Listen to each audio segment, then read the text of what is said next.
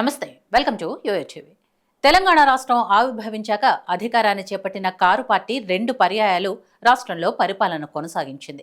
గులాబీ పార్టీ నుండి ఎమ్మెల్యేలుగా, ఎంపీలుగా పదవులు అనుభవించిన ఆదిలాబాద్ జిల్లాకు చెందిన కొందరు నేతలు 2024 ఎన్నికల్లో వారికి టికెట్ రాలేదని కొందరు, పార్లమెంట్ ఎన్నికలకు ముందు టికెట్ ఇవ్వలేదని మరికొందరు బీఆర్ఎస్ పార్టీని విడిచి హస్తం పార్టీలోకి జంప్ చేశారు. కాంగ్రెస్ పార్టీ అధికారంలోకి వచ్చి 15 నెలలైనా తమకు ఆ పార్టీలో సరైన గుర్తింపు లేదని కుయ్యోమోర్రో అంటున్నారట. ఎందుకు కాంగ్రెస్ పార్టీలో చేరాన్లా నాయనా అంటూ తలలు బాదుకుంటున్నారట. ఇంతకీ అలా ఇబ్బంది పడుతున్న నేతలెవరు? ప్రస్తుతం వారి రాజకీయ వ్యూహం ఏంటి? చేసేదేమీ లేక కాంగ్రెస్లోనే ఉండిపోతారా, లేదా మళ్లీ తమ సొంత గూటికే చేరుకుంటారా అన్న అంశాలు తెలియాలంటే పూర్తి వివరాల్లోకి వెళ్దాం. ఆదిలాబాద్ జిల్లాకు చెందిన అల్లోళ్ల ఇంద్రకరణ్ రెడ్డి దశాబ్ద కాలం గులాబీ పార్టీలో మంత్రిగా పనిచేసి అన్ని రాజభోగాలు అనుభవించారు. గత ఏడాది కాంగ్రెస్ పార్టీలో చేరారు. కొంతకాలంగా హస్తం పార్టీకి టచ్లో లేరని వినికిడి. బీఆర్ఎస్లో ఉన్నత పదవులను అనుభవించిన మరో నేత సముద్రాల వేణుగోపాలాచారి 10 నెలల క్రితం ఆ పార్టీని వీడి కాంగ్రెస్లో చేరారు. ప్రస్తుతం ఈ ఇద్దరు సీనియర్ నాయకులు కాంగ్రెస్ పార్టీపై అసంతృప్తితో ఉన్నారట.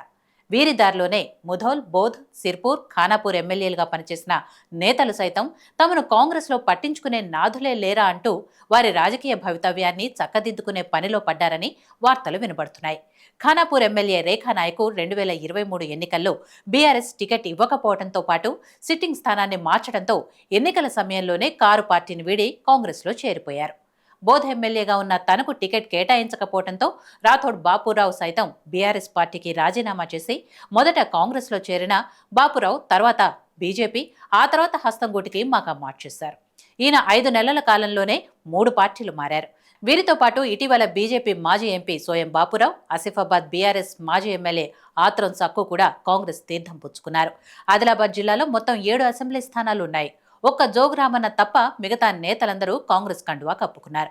ఇలా కొండంత ఆశతో వీరు తమ రాజకీయ భవిష్యత్తును చక్కదిద్దుకోవాలనుకున్నా వీరికి హస్తం పార్టీలో సరైన ఆదరణ కరువైందని, నియోజకవర్గం సమస్యల పరిష్కారానికి నిధుల మంజూరు కోసం మంత్రుల్ని కలవటానికి వెళ్లినా తమను చిన్నచూపు చూస్తున్నారని, మంత్రులు ముఖం చాటేస్తున్నారని అంటున్నారు.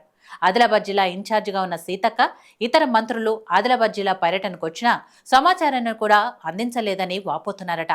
కాంగ్రెస్ పార్టీ సరైన ప్రాధాన్యత ఇవ్వటం లేదని ఈ వలస నేతలు ఆవేదన వ్యక్తం చేస్తున్నారని పొలిటికల్ సర్కిల్లో వార్తలు వినబడుతున్నాయి.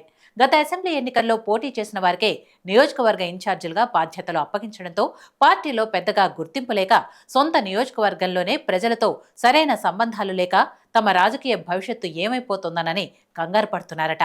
ఇటీవల జిల్లా ఇన్ఛార్జి సీతక్క జిల్లా పర్యటన సందర్భంలో ఇతర మంత్రుల పర్యటనల్లో ఈ నేతలు ఎక్కడా కనిపించలేదు.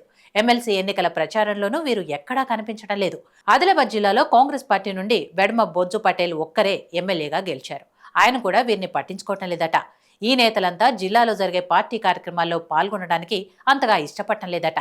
అయితే ఈ నేతలు త్వరలో గులాబీ గూటికి చేరుకునే అవకాశం ఉందని తెలంగాణ రాజకీయ వర్గాల్లో ఊహాగానాలు జోరుగా వినపడుతున్నాయి.